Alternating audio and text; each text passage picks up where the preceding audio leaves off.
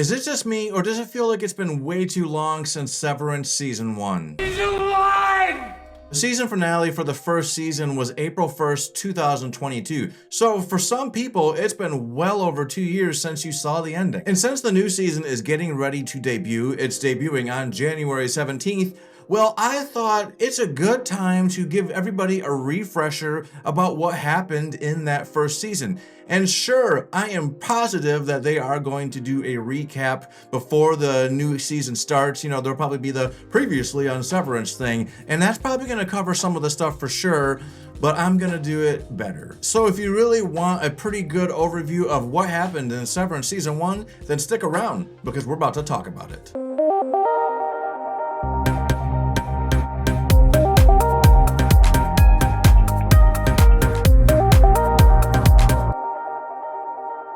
Season 1 starts with Helly R waking up on a table to the sound of Mark S saying, "Who are you?" This is all part of an onboarding process that is supposed to make newly severed employees feel comfortable, but let's be honest, it's a pretty shitty way to start your day at an office.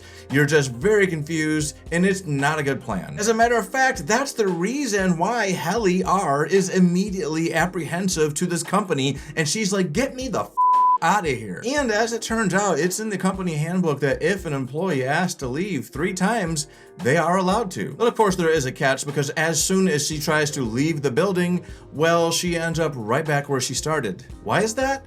Well, because as much as any Helly wants to leave this company, outer Helly wants to stay. Innie and outie, 2 terms that you hear a lot throughout this series. What is an innie and what is an outie? It seems kind of self-explanatory, but an innie is the poor soul whose day in, day out is literally just working. Nothing else. They work, they get in an elevator, and then they work some more. What a horrible, horrible existence. And of course, the outie is the person that is out enjoying the money and enjoying the freedom and choices. After eventually realizing that she is not going to be leaving this place anytime soon, she is given the tour by Mark S. He teaches her about the work, which is mysterious and important. So that's extremely vague, right? What are they actually doing? Well, they are sitting down 8 hours a day or longer, I'm not really sure, looking at a computer that looks like it's from Windows 95, maybe even older, and they are looking at a screen full of numbers, and they are supposed to find a group out of these numbers and put them into little buckets within this computer. How do they decide which numbers are supposed to be in this bucket? Well, there's scary numbers, and when you see the scary numbers, you're gonna just know that those are the numbers, and you put those in the bucket. You just do that for 8 hours, and Bob's your uncle. We find out in the opening episode that Helly is basically being brought in to replace a man named Petey, who used to be the leader of macro data refinement.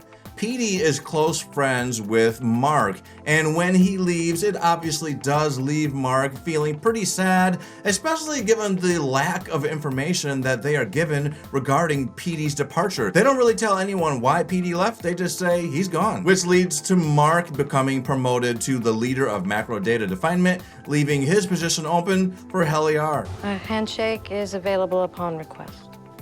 But here's where things start to get pretty interesting. Out in the main world, Outie Mark is visited by that former coworker Petey. Of course, he has no idea who Petey is, but Petey does know who he is.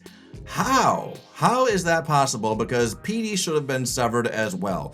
Well, Petey is one of the first people in the world to have the severance procedure undone. So he does have some memories of things that happened at Lumon, and he cares a lot about Mark, so he's using this opportunity to try to warn Mark about the weird shit that is going on at Lumon. But it doesn't seem like things are going completely well with this procedure, because Petey is visibly ill, and he's having a lot of issues with the 2 memories clashing together in a very nightmarish fashion. Going back to Innie Mark, he starts to question the exact intentions of the work that he's doing. It's almost as though the thought process of Outie Mark is starting to bleed through into Innie Mark. Or perhaps it could be because he witnessed some of the extreme lengths that poor Helly was trying to go to leave this company. Because this woman was trying everything she could to leave. She tries to write a note on her arms, but it turns out that the elevator has a detector that can detect messages,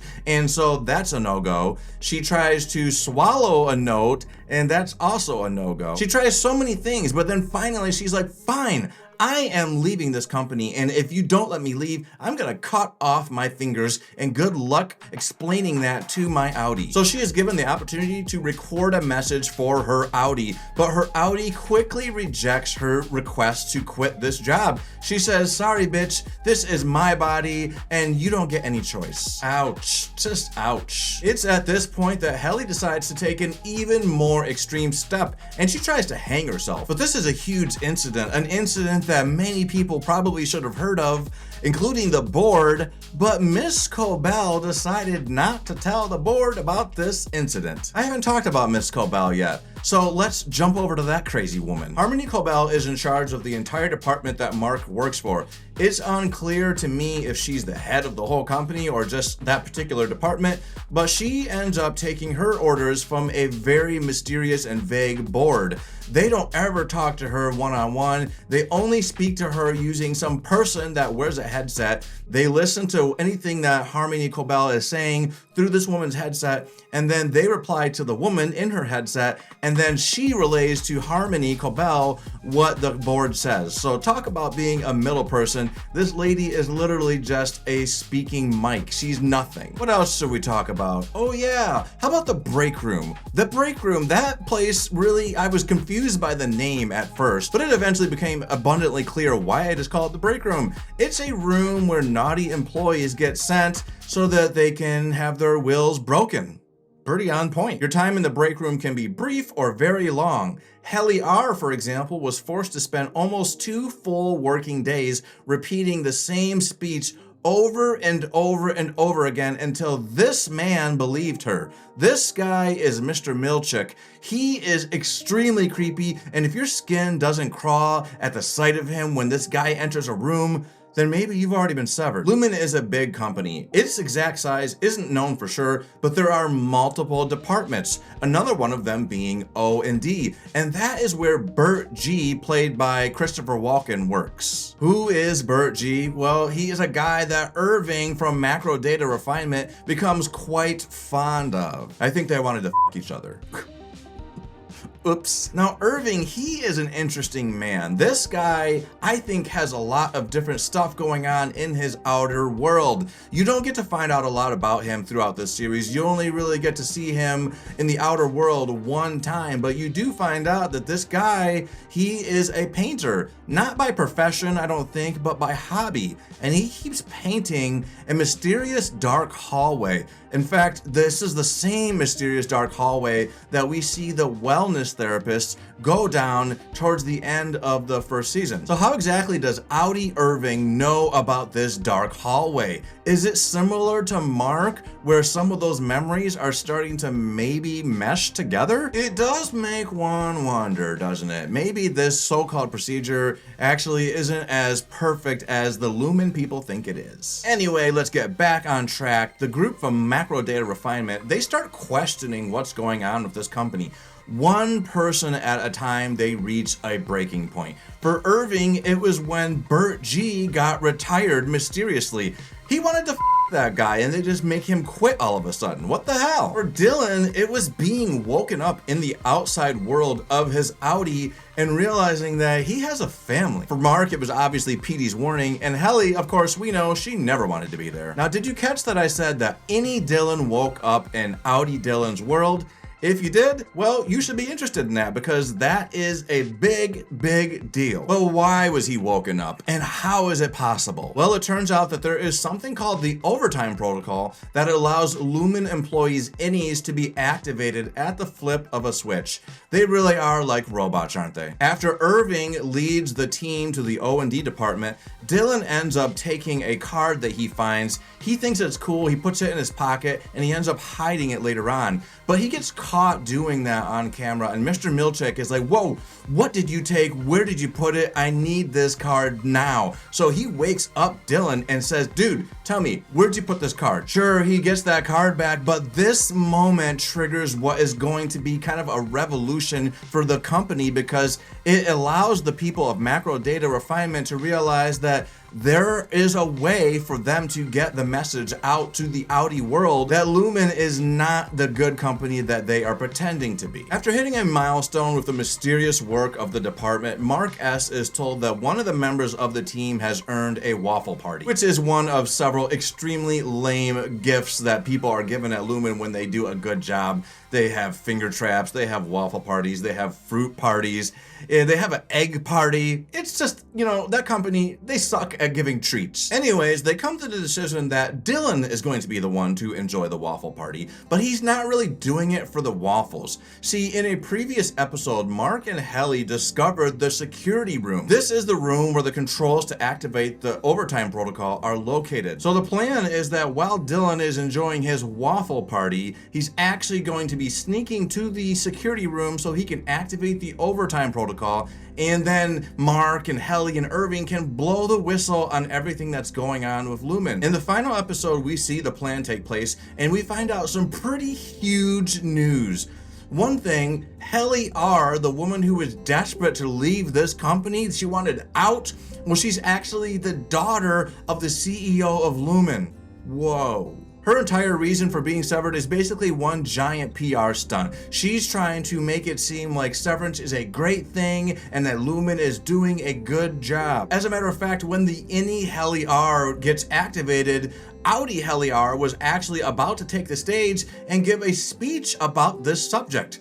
Boy, is it in for a surprise, because Innie Helly is very vindictive and angry. Meanwhile, Innie Mark manages to tell his sister about all the shitty stuff going down at Lumon, and he even comments on how strange it is to see his boss from Lumon at the book party that he and his sister are attending. Why is Miss Cobell at this book party? Why is she in Mark's life in the outworld at all? Well, it's because this woman is a creepy stalker bitch, okay? That is the truth. She is so involved in this guy's life, and I still, for the life of me, am not sure why. But back to Mark, this season ends with a very big revelation for his character. See, the whole reason that Mark decided to get this severance procedure is because he was grieving the death of his wife. She died in a car accident before this show started, and he was just having a really hard time with it, so he decides, what the hell, I'll just have half of my memory erased so that I can stop thinking about my wife some of the times. But there's a twist. Mark's wife is not dead. She works at Lumon with him. She is the wellness therapist, someone that he has encountered many, many times, only they don't know each other when they're in the severed world. As the episode ends and Mr. Milchick is about to break into the security room and stop Dylan from keeping the overtime protocol active,